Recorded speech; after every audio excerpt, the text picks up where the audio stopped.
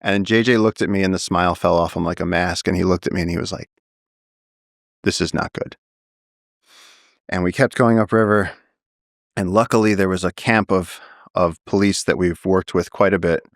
And I went to a friend of mine, and I remember we got off the boat. I shook his hand. He said, what's going on? I said, look downriver. And there's a boat tearing upriver towards us. And he did 3 things. He got the rest of the guys, they armed up. They got on the boat with guns.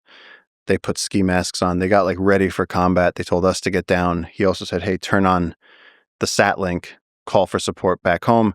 We turned our boat around. And as soon as the narcos, which we didn't even realize that these were narcos chasing us. We thought that we were looking at loggers. When they saw the guns and they saw us face them, they turned their boat around and they went back downriver. So we got escorted downriver.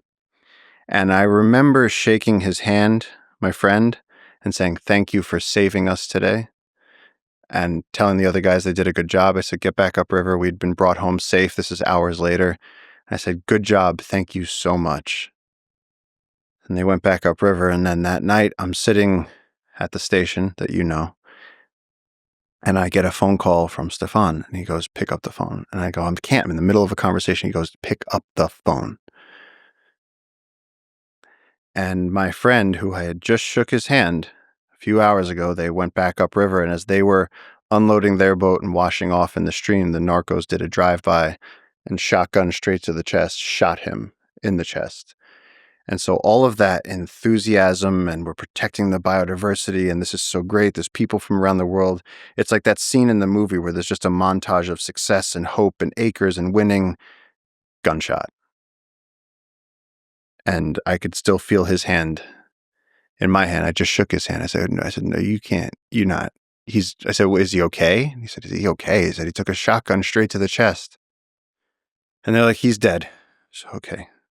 And so I had to go out to dinner and not show the guests anything and just smile and laugh and talk to them about, whatever, and keep that in, which felt very, very difficult to do. And so what happened, as you said, the threat level escalated and we didn't know it. Mm-hmm. The narcos had come in and started realizing that there's so much wilderness here that they can operate and there's no police. And then when we flew the drone, they got mad. So we realized this. We communicated with the police, and they said, "Oh yeah, these are narcos." Now we realize this is part of the serious drug mafia.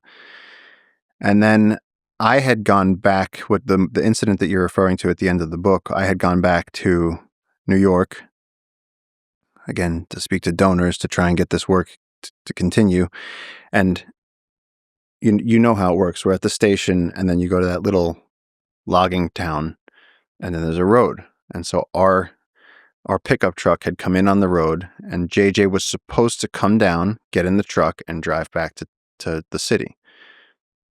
JJ was on the river and went, I forgot I was supposed to get more stuff at the city. He goes, I'll go tomorrow. He went back up, and he sent the boat driver down and told our driver, Percy, who was waiting with the pickup truck, he said, JJ's not coming today. Go back and come back tomorrow.